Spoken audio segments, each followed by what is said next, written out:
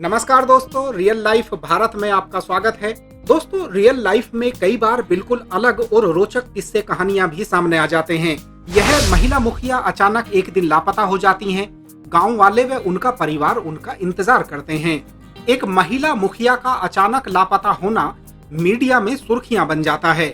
जो कुछ सामने आ रहा है उसके अनुसार यह महिला मुखिया अपने प्रेमी संग भाग गईं। यह ऑनलाइन न्यूज भी देखिएगा जिसमें साफ साफ लिखा है कि महिला मुखिया प्रेमी संग फरार।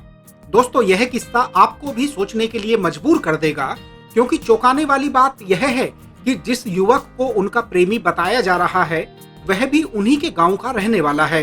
यह पूरा मामला बिहार के सीतागढ़ी जिले के खाप खोपराहा पंचायत का है। 38 साल की रेखा देवी 9 मार्च की सुबह अपने घर से टहलने के लिए निकलती हैं और इसी बीच वह लापता हो जाती हैं। उनका मोबाइल भी स्विच ऑफ हो जाता है।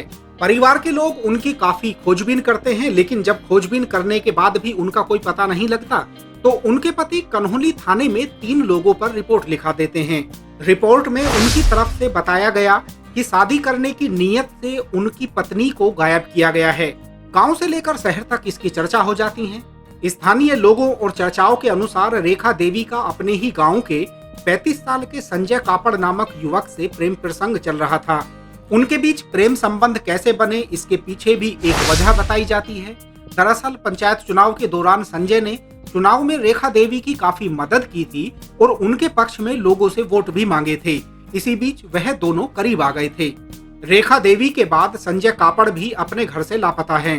हैरानी की बात यह है कि रेखा और संजय दोनों ही शादीशुदा हैं। रेखा देवी के 2 बेटे और 1 बेटी हैं। उनके बड़े बेटे की उम्र 21 साल बताई जाती है। वहीं संजय के भी 2 बच्चे हैं। दोस्तों, सोचा जा सकता है कि हमारे समाज में जब इस तरह का मामला एक ही गांव का होता हो तो फिर चर्चाएं किस तरह होती हैं। वैसे पूरा सच क्या है यह तो वक्त के साथ ही सामने आएगा, लेकिन ऐसे रिश्तों को समाज में जायज नहीं ठहराया जाता।